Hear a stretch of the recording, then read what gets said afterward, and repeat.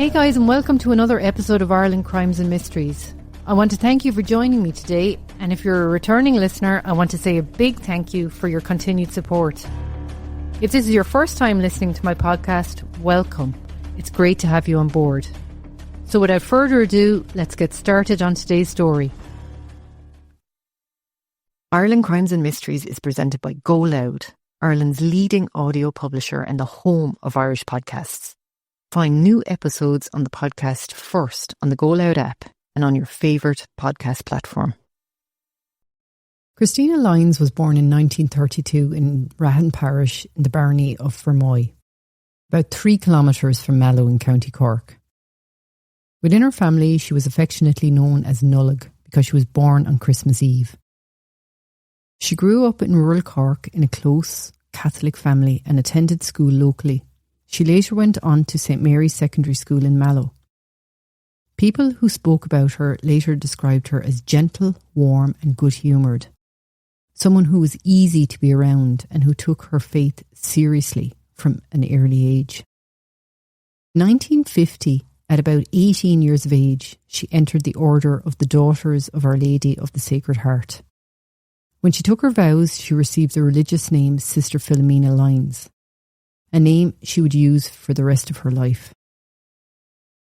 As part of her formation, she trained as a primary school teacher. Once qualified, she was sent overseas. She spent about 6 years teaching in Belmar in New Jersey in the United States, working in a parish school connected to her order. Former colleagues and members of her community later recalled that she was a capable teacher who gave her full effort to the children in her care. In the early 1960s, she returned to Ireland and was assigned to St Bridget's National School in Ballybay, County Monaghan. She taught there for about 35 years. During that time, she became a well-known figure in the town. Generations of pupils passed through her classroom and remembered her as a firm, fair and kind teacher. She lived in the local convent attached to St Joseph's Sacred Heart Nursing Home. By the time of her death, she had lived in Ballybay for over 40 years and had been a member of her order for 51 years. The congregation later described her as devoted to prayer, committed to her work and very generous with her time. Although she had spent decades in Monaghan, she stayed closely connected to her family in Cork. She visited home when she could and kept regular contact with her relatives. Those who spoke on behalf of the family after her death described her as hard-working, compassionate and deeply committed to both her faith and the community. By late 2001, Sr Philomena Lyons was retired from her primary school teacher's post and living in the convent in Ballybay, but she was still active in the community and religious life and well regarded by the people who knew her. On the morning of Saturday the 15th of December 2001, Sr Philomena rose early at the Sacred Heart Convent in Ballybay, County Monaghan. She had plans that day to travel to Dublin. She was going to attend a 100th birthday celebration for a friend and was then due to spend Christmas with her family in County Cork. Her intention was to stay overnight at the convent in Blackrock, County Dublin, before continuing her journey. After breakfast, she packed 2 small suitcases and a plastic carrier bag. These contained her belongings for a short trip. At approximately 8:10 a.m, she made her way from the convent building towards the front gate, accompanied by another nun, Sister Aloysius. It was a cold, frosty December morning. At the gate, Sr Philomena placed her luggage near the pillar and prepared to wait for the Clones to Dublin bus, which was due to pass at approximately 8:30. Sister Aloysius remained with her briefly, but Sr Philomena insisted that she return inside to the warmth of the convent, saying she would be fine on her own. The 2 nuns said their goodbyes and Sister Aloysius returned inside, leaving Sister Philomena standing alone at the gate with her 2 small suitcases and a plastic bag. A short time later, Sister Aloysius looked back out towards the convent gate from a window. She noticed a man standing nearby. He appeared to be lingering and looking in the direction of Ballybay town. She thought he may have been waiting for a lift. When she looked again a short time later, the man was gone. At the time, it didn't really raise any immediate alarm with Sister Aloysius. At approximately 8:20 a.m, a convent employee encountered Sister Philomena at the gate. This was the last confirmed sighting of her. At 8:30 a.m, the Clonus to Dublin bus passed the convent. Sister Philomena did not board it, but at that stage, this was not noticed. A little while later, Sister Aloysius again looked towards the gate and saw that Sister Philomena was no longer there. The luggage also no longer visible at the gate. It was presumed that she boarded the bus as planned. A short time later, her 2 small suitcases and plastic carrier bag were discovered by someone visiting the convent and brought back inside. When the bags were checked, nothing appeared to be disturbed. All her belongings were still present inside, including her money and her mobile phone. Sister Aloysius contacted the convent in Blackrock, where Sister Philomena had been planning to stay that night. She explained that her luggage had been recovered and that another nun who was travelling to Dublin on the Sunday would bring the bags with her. She also asked that Philomena ring Ballybay when she arrived safely. That call would never come. As the day progressed and there was still no communication from Sister Philomena, concern began to grow within the convent. When it became clear that she had not arrived in Blackrock after another phone call and had not made contact, the nuns began to worry and decided to ring the Gardaí at Carrickmacross. Members of the local Gardaí arrived at the convent and took statements. It was noted that Sister Philomena was wearing a long navy coat that morning. A search began in and around the Sacred Heart Convent grounds. The area immediately surrounding the building, the front gate, the roadway outside and nearby paths were checked. As the afternoon went on and there was still no sign of Sister Philomena, the search area was expanded. One Garda in particular noticed a narrow lane that ran up beside the rear of the convent grounds. The lane led towards open ground and fields beyond. Deciding to check out the area, he drove his Garda vehicle up the lane and noticed, near a gateway that opened into a field, something that caught his attention. He exited his vehicle and approached the gate on foot. As he came closer, he realised that what he was seeing was the body of an elderly woman lying near a hedge inside the gateway. It was approximately 5:05 p.m. when the Gardaí discovered the body. He immediately contacted other Gardaí who came to the scene. A local doctor and priest were also notified. It was immediately understood that the missing nun had been found. Formal identification followed shortly afterwards, confirming that the deceased was indeed Sister Philomena Lyons. The convent was informed that a body had been discovered on the land adjoining their grounds. The area where the body lay was immediately sealed off. Gardaí treated the location as a potential crime scene from the outset. Access was restricted and the scene was preserved for forensic examination. Lighting was set up as daylight faded, and uniformed Gardaí maintained a visible presence around the perimeter. The Deputy State Pathologist Dr. Mary Cassidy was called to the scene and arrived later that evening. On examination of the body at the gateway, Dr. Cassidy observed that Sister Philomena was still wearing a scarf tightly around her neck. The positioning and tightness of the scarf immediately raised concerns that this was not a natural death. Dr. Cassidy also noted bruising around the jaw and neck area. The pattern of those injuries were consistent with pressure being applied to the lower face and throat. This supported the view that force had been used during the attack. Sister Philomena's clothing was also found to be disturbed. Her tights and underwear were pulled down. This was treated as evidence that a sexual assault had taken place. There was no indication at the scene of a prolonged struggle. Dr. Cassidy concluded that Sister Philomena had likely been rendered unconscious during the initial phase of the attack. Her glasses were still on her face but had been knocked out of position. Gardaí immediately identified the glasses as a potentially crucial piece of physical evidence. Dr. Cassidy took care not to disturb fibres and trace material visible near the body. Her initial observations at the scene were documented in detail. Based on the positioning of the scarf and the injuries present, provisional cause of death was established as strangulation. Later that evening, Sister Philomena's body was formally removed from the grounds and transported to Cavan General Hospital, where a full post-mortem examination could be carried out. By this stage, the missing person investigation had formally become a murder investigation. A senior Garda was appointed to lead the inquiry. A major incident room was established locally and additional Garda resources were deployed into the Ballybay area.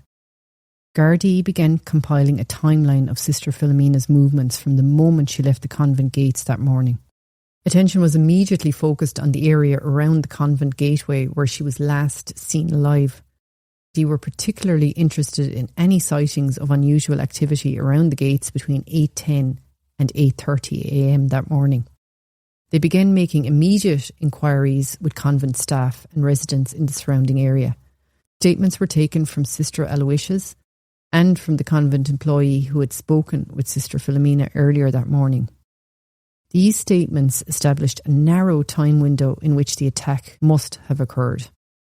Dr. Mary Cassidy's full post-mortem examination later confirmed that Sister Philomena had died as a result of strangulation using her own scarf. The findings were consistent with manual compression of the mouth and throat followed by ligature strangulation. There was confirmation that she had been unconscious at the time of the sexual assault. The post-mortem also confirmed that there had been transfer of fibres during the assault. These fibres were preserved for analysis by the State Forensic Science Laboratory. This would later become a critical evidential link. With the confirmation of murder, Gardaí formally escalated the investigation. Local uniformed units were reinforced with detectives from outside the district. Road movements in and out of Ballybay became a key focus of the inquiry. The discovery of Sister Philomena's body caused immediate shock throughout the town. News spread rapidly. Residents gathered near the convent as Garda activity intensified. Many people in Ballybay had known Sister Philomena for decades through her teaching work and later her voluntary involvement in the community. That evening, Gardaí also began the process of tracing movements of vehicles and pedestrians near the convent on the morning of the 15th of December. Local shops, businesses and properties along the Clonus Road and surrounding streets were identified as potential sources of CCTV footage. Throughout that night, Gardaí maintained a continuous presence at the scene and at key access points to and from Ballybay. The focus was now on identifying who had been in the vicinity of the convent during the narrow time window when the attack occurred. By the early hours of the next morning, the investigation had moved fully into the next phase, identifying suspects and reconstructing the killer's movements. By the morning of the 16th of December 2001, the investigation had moved at speed. The location of the attack, the short time window and the controlled access to and from the town gave Gardaí a narrow focus. The priority was to identify every person who had been in Ballybay or passed through it during the time between approximately 8 a.m. and 10 a.m. on the morning of the murder. Checkpoints had been established on all the main roads leading into and out of the town. These included the routes towards Carrickmacross and the surrounding rural roads. At each checkpoint, vehicles were stopped and the occupants were asked a single core question. Were you in Ballybay on the morning of Saturday the 15th of December between 8 a.m. and 10 a.m? If the answer was yes, further details were taken regarding movements, destination and the purpose of travel. Gardaí recorded these statements and all vehicle details. This process continued throughout the day. In parallel with this, a questionnaire was distributed to households in the area. Residents were asked to account for their movements on the morning in question. The aim was to construct a complete map of who was present in the town during the critical period. Gardaí were working on the understanding that the attack had occurred in open ground close to the convent and that the offender had escaped on foot before obtaining transport out of the area. One of the key items of forensic evidence recovered during the early stages of the investigation was Sister Philomena's glasses. They were found displaced on her face. Because they had clearly been moved during the attack, they were treated as a priority object for examination. A fingerprint was located on the glasses. At that stage, it was not known whether the print belonged to Sister Philomena herself or to the person who had attacked her. Sister Philomena's fingerprints were taken for elimination purposes. When they were compared to the print recovered from the glasses, it was confirmed that the print did not belong to her. This immediately elevated the significance of the glasses. The fingerprint was now treated as likely a print from the offender.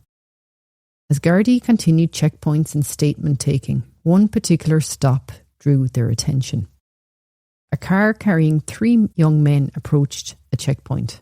Gardaí asked the routine question. The driver stated that he had not been in Ballybay on the morning in question. The front seat passenger gave the same answer. The man in the back seat stated he had been in Ballybay that morning. He said he had been dropped into town by his father at approximately 8:15 a.m. and that he had been attempting to get a lift onward to work at a turkey farm. This information stood out. The timing placed him in the town during the same window that Philomena had been waiting at the convent gates. Later that day, the occupant of that vehicle and many others completed the questionnaires that had been distributed. When this man's written answers were later reviewed against his oral account at the checkpoint, Gardaí noted discrepancies. As a result of those inconsistencies, he was asked to provide fingerprints for comparison with the print found on Sister Philomena's glasses. Before the forensic comparison took place, the fingerprint on the glasses was photographed as a precaution. This was a critical decision. When technicians later attempted to lift the print physically, it was destroyed during the process. The photographic record therefore became the sole means of comparison.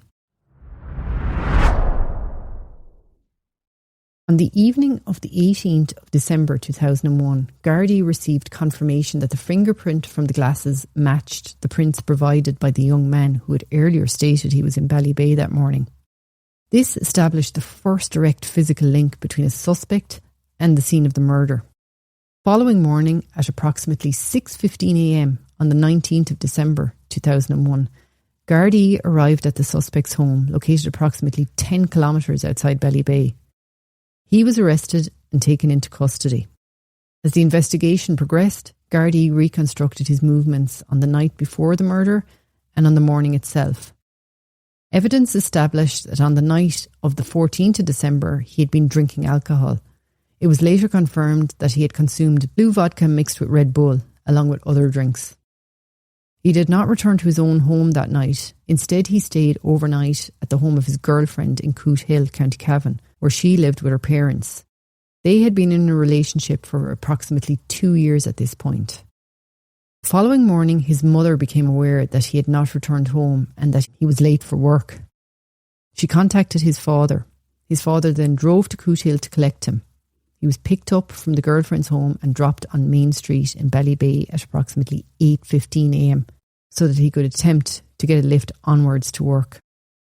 After being dropped into town, he entered Quinn's shop. CCTV footage later confirmed that he purchased a soft drink. He exited the shop and then returned shortly afterwards to buy cigarettes. This footage placed him in Ballybay at the exact time Sister Philomena was waiting at the convent gates. After leaving the shop for the second time, he walked along the Clonus Road, stating that he was attempting to secure a lift to work.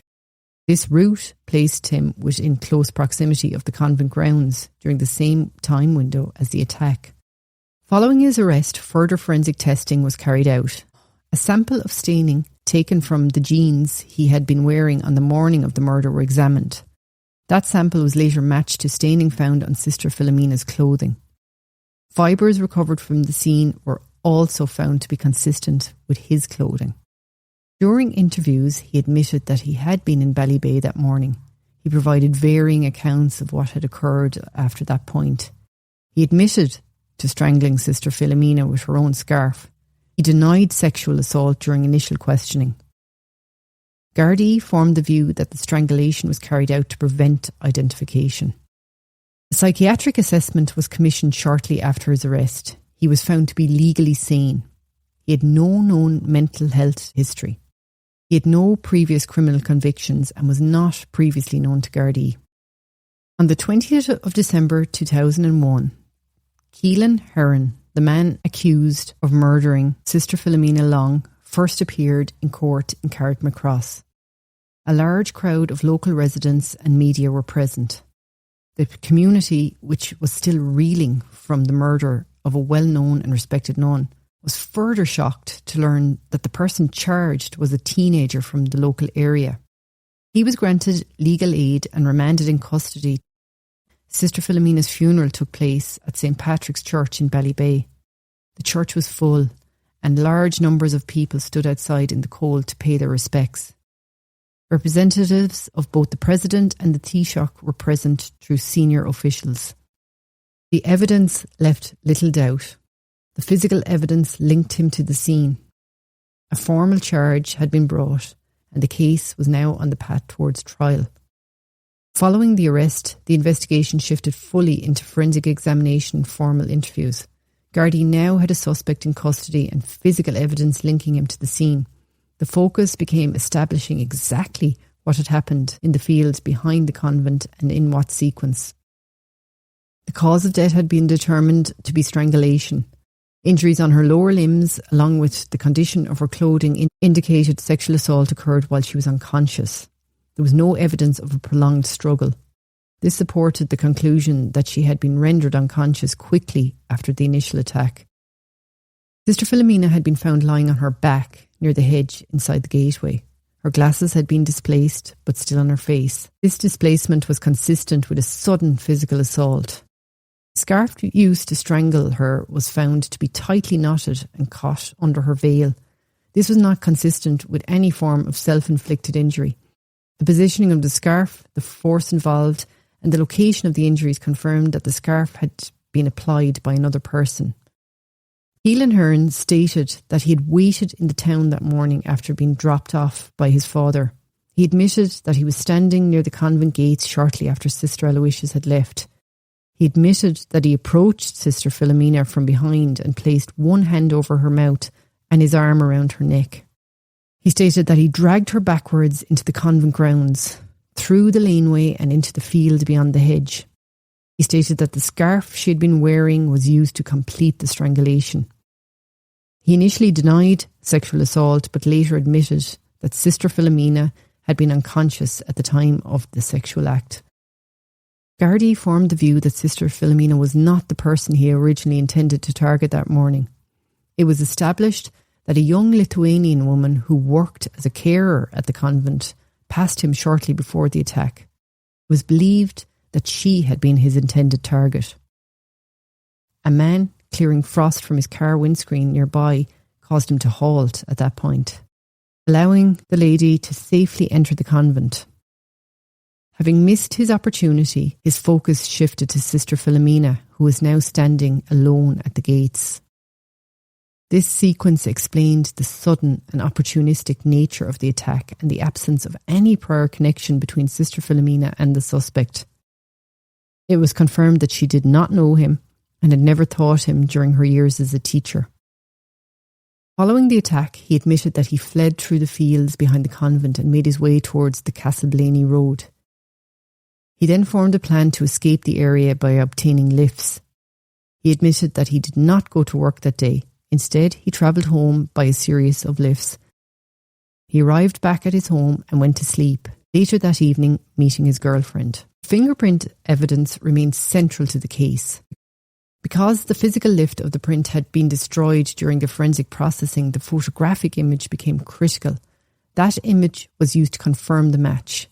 The clothing he wore that morning was seized. Forensic testing established that staining on his jeans matched staining on Sister Philomena's clothing. Investigators concluded that the proximity of the attacker to the victim during the assault made the transfer of both fibres and biological materials inevitable. The forensic findings supported that conclusion. In interview, he stated that he strangled Sister Philomena because she would have been able to identify him. Gardaí formed the view that this was consistent with the speed of the attack and the use of the scarf and the immediate fatal intent. The reconstruction of events placed the attack between approximately 8:20am and 8:30am on the morning of the 15th of December. This aligned with Sister Philomena waiting at the gates, Sister Aloysius having left, and the suspect being in the exact area after exiting Quinn's shop. The investigation now had a full sequence. The suspect's presence in the town was confirmed by CCTV. His proximity to the scene was established. His fingerprint had been recovered. Fibres and biological material were found on her clothing. He had admitted to the strangulation. The opportunity, means and movement were all evidenced. Following the completion of the investigation and the gathering of the forensic and admission evidence, the case moved towards formal prosecution. After initial court appearances and time spent in custody, the accused was returned for trial before the Central Criminal Court in July 2003, and he entered a plea of guilty to the charge of murder. The guilty plea meant that a full contested trial did not proceed. The Director of Public Prosecutions elected not to proceed with the separate charge of sexual assault and moved forward solely on the charge of murder. At the time of sentencing, members of his family were present in court. Members of the convent community from Ballybay were also present. The courtroom heard details of the attack as reconstructed through the investigation and the admissions already made. The court was told that on the morning of the 15th December 2001, Sister Philomena had been waiting at the convent gates for the bus to Dublin. She was travelling to attend the 100th birthday of a friend and planned then to continue on to spend Christmas with her family in County Cork. She had left her luggage at the gate and was standing alone when she was attacked from behind. Prosecution outlined how she had been dragged from the entrance area into the laneway and through the gate into the adjoining field. The scarf she had been wearing had been used to strangle her. The court heard that she lost consciousness quickly. The forensic findings confirmed that the injuries were consistent with manual strangulation using the scarf as a ligature. The court also heard that the accused fled immediately after the attack by running through the fields behind the convent and making his way towards the Castleblaney Road, obtaining various lifts to get him home. Later that evening, he behaved as normal as he usually was and met his girlfriend. It was confirmed that he had no previous criminal convictions and no known psychiatric history. He had been deemed legally sane and fit to stand trial. During sentencing submissions, the attack was described as opportunistic and unprovoked. The court heard that Sister Philomena had no connection to her attacker and had never known him. She had not taught him in the past and had no prior interactions with him. Judge Paul Carney presided over the sentencing hearing. After hearing the full details of the offence and the mitigation put forward on behalf of the accused, Judge Carney imposed the mandatory life sentence prescribed for the offence of murder under Irish law. After sentence was passed, the accused addressed the court. He expressed sorrow for what he had done and offered an apology to the family of Sister Philomena and to the Sisters of Mercy in Ballybay. Members of his family left the courtroom in visible distress. The convent community remained present as the formal conclusion of the proceedings was reached. The life sentence imposed in July 2003, criminal proceedings finally came to an end. He was returned to custody to begin serving his sentence. For more than 2 decades following his conviction, Hearn remained in continuous custody. During that period, his case fell under the remit of the Parole Board, which is responsible for assessing long-term prisoners once they reach and pass the minimum threshold period typically required before release can even be considered. In July 2025, it was confirmed that Hearn had been approved for a series of short-term temporary releases under Parole Board direction. These releases form part of a structured process designed to assess reintegration under strict supervision prior to any potential future licensed release. Remains a life sentence prisoner and has not been granted full release from custody. Temporary release in such circumstances does not equate to freedom from sentence. It allows an individual to leave the prison for controlled periods under set conditions, including reporting requirements, supervision, location restrictions and compliance with behavioural terms set by the Parole Board and the Irish Prison Service. Any breach of those conditions can result in immediate return to custody. At the time this change to his custody status became public, it was confirmed that the decision had followed full Parole Board review. As part of that process, ongoing risk assessment would have been conducted. including behavioural reports, psychological assessments, institutional conduct and compliance history. It was stated that the board had deemed him suitable for temporary release within a controlled framework. It was also confirmed that these releases were being facilitated as part of a longer-term transition process towards possible licensed release in the future. Licensed release would only be considered following continued compliance with temporary release conditions and further formal parole board review. Heron remains subject to the original life sentence imposed by the court. That sentence has not been altered, overturned or reduced. Any future change in his custodial status will remain subject to the parole board authority and ongoing statutory supervision. The shock of what happened to Sister Philomena spread quickly through Ballybay and far beyond. She had lived in the area for decades. She was known on the streets, in the convent, in the school and in the wider community. People did not just know of her, they knew her personally.